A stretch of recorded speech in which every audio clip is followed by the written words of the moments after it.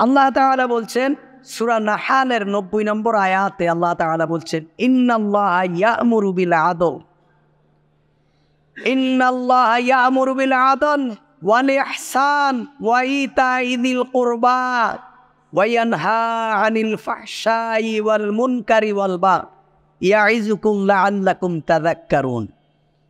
এই আয়াতটা খুতবায় বেশি পাঠ করা হয়। এই আয়াতের ভিতরে আল্লাহ তাআলা 3টা আদেশ করেছেন আর 3টা নিষেধ করেছেন। এই আয়াতের ভিতরে আল্লাহ তাআলা 3টা আদেশ করেছেন, ইন্নাল্লাহা ইয়া'মুরু বিল আদল ওয়াল ইহসান ওয়া ইতা'i যিল কুরবা। এই 3টা হলো আদেশ। ওয়া ইয়ানহা নিষেধ করেছেন, ওয়া ইয়ানহা আনিল ফাহশা ওয়াল মুনকার ওয়াল বাগই। তাহলে 3টা আদেশ আর 3টা নিষেধ এই আয়াতের ভিতরে আল্লাহ সুবহানাহু ওয়া তাআলা বলেছেন। নিশ্চয় আল্লাহ তাআলা ইয়ানুরু তোমাদেরকে নির্দেশ দিচ্ছেন, তোমাদেরকে হুকুম করছেন কি বিল আদল ইনসাফের জন্য। তোমরা যাতে ইনসাফ করো, সর্বক্ষেত্রে তোমরা যাতে ইনসাফ করো। আরেকটা কি বল ইহসান এবং দয়া, পরস্পরের প্রতি দয়া। আরেকটা কি ওয়া ইতা'i যিল কুরবা, এবং আত্মীয়দেরকে তাদের হক ফিরিয়ে দেওয়া, আত্মীয়দেরকে তাদের প্রাপ্য দিয়ে দেওয়া। এই 3টা হলো আল্লাহ তাআলার আদেশ। আর নিষেধ কি ওয়া ইয়ানহা আনিল ফাহশা, তিনি অশ্লীলতা, ওয়াল মুনকার এবং মন্দ কাজ, ওয়াল বাগই এবং জুলুম করতে নিষেধ করেছেন। আল্লাহ তাআলা নিষেধ করেছেন 3টা কাজ। একটা হলো অশ্লীলতা, আরেকটা হলো মন্দ কাজ, আরেকটা হলো জুলুম। রাসূল করিম সাল্লাল্লাহু আলাইহি ওয়াসাল্লাম যখন নবুয়াত প্রাপ্ত হলেন, তিনি যখন কালিমার দাওয়াত দিচ্ছিলেন এবং এই সংবাদ যখন চারদিকে ছড়িয়ে গেল যে মক্কায় মুহাম্মাদুর রাসূলুল্লাহ সাল্লাল্লাহু আলাইহি ওয়াসাল্লাম নামে একজন ব্যক্তি এসেছেন, মুহাম্মদ ইবনে আব্দুল্লাহ, যিনি নিজেকে নবী দাবি করছেন এবং যিনি নতুন কোনো কালিমার দাওয়াত দিচ্ছেন। এই সংবাদ যখন মক্কায় ছড়ায় গেল, তখন মক্কার সর্দার তিনি বললেন, আমি তাহলে মুহাম্মদ সাল্লাল্লাহু আলাইহি ওয়াসাল্লামের কাছে যাব এবং তাকে কিছু প্রশ্ন করব। তখন তার অনুসারীরা বলল, আপনি যাবেন কেন? আপনি আপনার 2 জন প্রতিনিধি পাঠান, আপনি গেলে আপনার একটা মান সম্মানের ব্যাপার আছে না, আপনি নেতা মানুষ। তাও 2 জন ব্যক্তিকে পাঠালেন মুহাম্মদুর রাসূলুল্লাহ সাল্লাল্লাহু আলাইহি ওয়াসাল্লামের কাছে। 2 জন ব্যক্তি এসে মুহাম্মদুর রাসূলুল্লাহ সাল্লাল্লাহু আলাইহি ওয়াসাল্লামকে বললেন, মান আনতা ওয়া মা আনতা। এই প্রশ্নটা করলেন, মান আনতা আপনি কে, অমা আনতা এবং আপনি কি।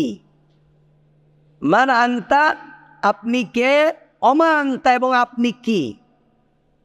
ব্যাস এই 2টো প্রশ্ন করলেন। আল্লাহ রাসূল সাল্লাল্লাহু আলাইহি ওয়াসাল্লাম বললেন, মান আনতার জবাব আমি দেই যে আমি কে। উনি বললেন, আমাদেরকে যদি জিজ্ঞেস করা হতো যে আপনি কে, আমরা কি বলতাম? তুমি আমারে চিনো না, আমি কে?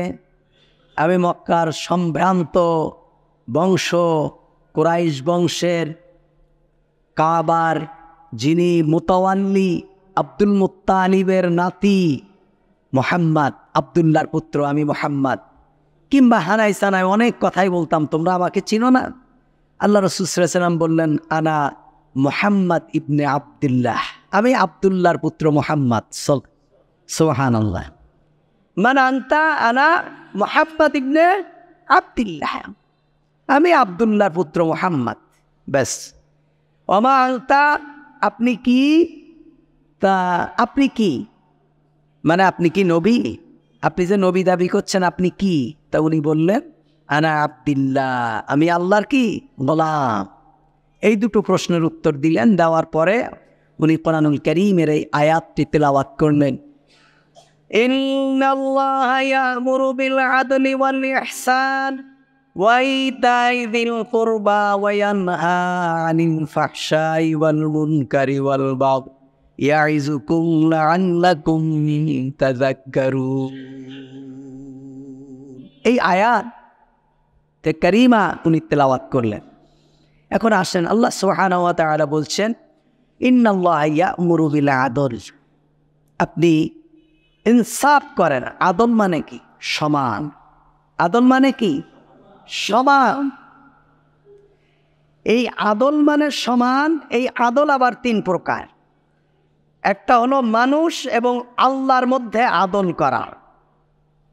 মানুষ এবং আল্লাহর মধ্যে আদল করা। প্রথমে আল্লাহ এবং তার বান্দার মধ্যে ইনসাফ করা, ন্যায় বিচার করা আল্লাহ এবং তার বান্দার মধ্যে। আল্লাহ সুবহানাহু ওয়া তাআলা আমাদেরকে পাঠিয়েছেন, আমাদের যেখানে যার যা প্রাপ্য তিনি আমাদেরকে দিয়েছেন, তিনি আমাদের প্রতি আদল করেছেন। আমরা কি করব? আমরা হলো আল্লাহ সুবহানাহু ওয়া তাআলার যত বিধান উনি আমাদেরকে দিয়েছেন, সমস্ত বিধানকে বিনা প্রশ্নে, বিনা বাক্যে মেনে নেওয়ার নাম আদব। আল্লাহর প্রত্যেকটা নির্দেশকে মেনে নেওয়ার নাম কি? আদব। যদি এটা না মেনে নেই তাহলে সেটা হবে কি? জুলুম। সেটা কি হবে? জুলুম। আর আল্লাহ সুবহানাহু ওয়া তাআলার নির্দেশ পালনের সাথে সাথে আল্লাহর নিষিদ্ধ প্রত্যেকটা জিনিসকে ছেড়ে দেওয়া, এটার নাম হলো আদল। আমরা অনেকে ইয়ামুরু বিল মারুফ এটা মানি, আল্লাহর আদেশগুলো অনেকটাই আমরা মানতে চেষ্টা করি। আল্লাহ বলেছেন নামাজ পড়তে, আমরা নামাজ পড়ি। আল্লাহ বলছেন যাকাত দিতে, আমরা অনেক ক্ষেত্রেই অনেকেই যাকাত দেই। আল্লাহ বলেছেন হজ করতে, আমরা হজও করি। আল্লাহ বলেছেন রমজানে রোজা রাখতে, রোজাও রাখি। তারপরে এইভাবে মোটামুটি অন্তত কিছু আদেশ হলেও আমরা পালন করি।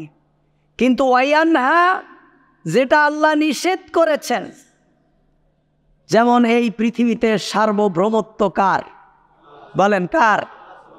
এই পৃথিবীতে আল্লাহ সুবহানাহু ওয়া তাআলার সার্বভৌমত্ব কায়েম থাকবে, এটা আল্লাহর নির্দেশ। এবং এর জন্য প্রচেষ্টা করা, এর জন্য জিহাদ করা, নিজের শক্তি, সামর্থ্য, অর্থ, বিত্ত, জান, মাল সব খরচ করা ফরজ। এটা আমরা মানতে রাজি নেই। 2 নম্বর হলো সুদকে ছেড়ে দেওয়া একেবারেই ফরজ। সুদ খাওয়া কি? হারাম। আমরা ওয়ায়ানহা আনিল মুনকার এটা মানতে রাজি নেই। তারপরে হলো অন্যায় করা, এটা আমরা মানতে রাজি নেই। অন্যায়কে ছেড়ে দেওয়া, এটা আমরা মানতে রাজি নেই। তারপরে হলো পর্দা, পর্দার উপরে থাকা ফরজ, এই পর্দা না করা এটা আমরা মানতে রাজি নেই। তার মানে হলো আমরা আমরু বিল মারুফ, আল্লাহর যে নির্দেশগুলো আমরা অনেক ক্ষেত্রেই মানি, কিন্তু ওয়ায়ানহা, যেটাকে আল্লাহ যা থেকে নিষেধ করেছেন এগুলো আমরা মানতে রাজি নই কিংবা মানিও না। তাহলে 1 নম্বর আদল হলো মানুষ ও আল্লাহর মধ্যে আদল করা, ইনসাফ করা, আল্লাহর প্রত্যেকটা আদেশ মেনে নেওয়া আর তার প্রত্যেকটা নিষেধকে ছেড়ে দেওয়া। 2 নম্বর আদল হলো নিজের সাথে আদল করা, নিজের প্রতি ইনসাফ করা। নিজের প্রতি কি করা? ইনসাফ করা। কেউ যদি মনে করে আমি একেবারেই 6 দিন রোজা রাখা কি হারাম, 6 দিন রোজা রাখা কি হারাম। এখন কেউ যদি মনে করে আমি একদম 360 দিন রোজা রাখবো, এটা জায়েজ নেই। এটা কি নেই? যদিও আপনি রাখতে পারবেন, জায়েজ আছে, কিন্তু এটা আপনার প্রতি কি হচ্ছে? অবিচার হচ্ছে। আল্লাহ রাসূল এভাবে রোজা রাখতে বলেননি।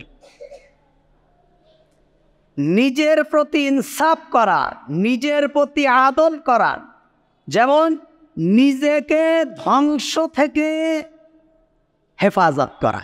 নিজেকে কি করা? ধ্বংস থেকে হেফাজত করা।